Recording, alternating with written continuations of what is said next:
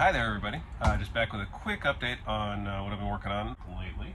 So painted and installed these stock antenna mounts. These are what we'll use later on to mount HF whip, something like that, pole masts. And actually on this side, I've just added a standard satellite J pole. This is a Proxicast J Max is what they call it. And I've trimmed it down to fit onto the standard mounts, bolted them on, painted to match.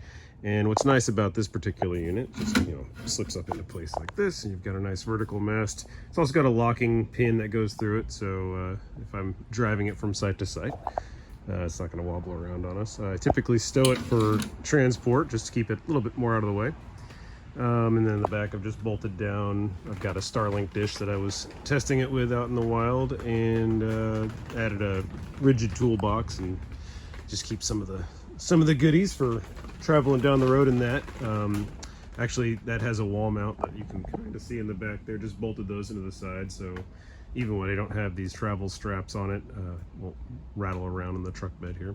This also makes a nice little mission module I can pop out if I need to load something bigger in the bed. Pretty good sized bed space. So that's what I've been working on lately. Pretty simple little projects, but add some more utility to this thing. And next, just want to think about portable power when we're on the move. The thing about Humvees and most military systems like this is they run on a 24-volt system, which is not great for most consumer electronics and most of the gear that we'll use in a practical application. So rather than add an aftermarket conversion that's going to provide 12-volt power, I want to keep the electrical system stock and as resilient as possible, right? So simple solution, what I'm thinking is to just put portable camping battery somewhere in the center console here that I can again strap down with travel straps, and that will provide all the AC, DC, USB generation that I'll need. It's also a good battery backup if I'm running off shore power. That gives me a little bit of runtime no matter what the stack is we've got on board for video production, for site Wi-Fi. And then I'm thinking there's actually a receptacle down here for if you're jump starting a Humvee off another Humvee, but there is an aftermarket accessory that basically provides USB 12-volt out, so that could be a way to trickle charge a battery like that just running off the power.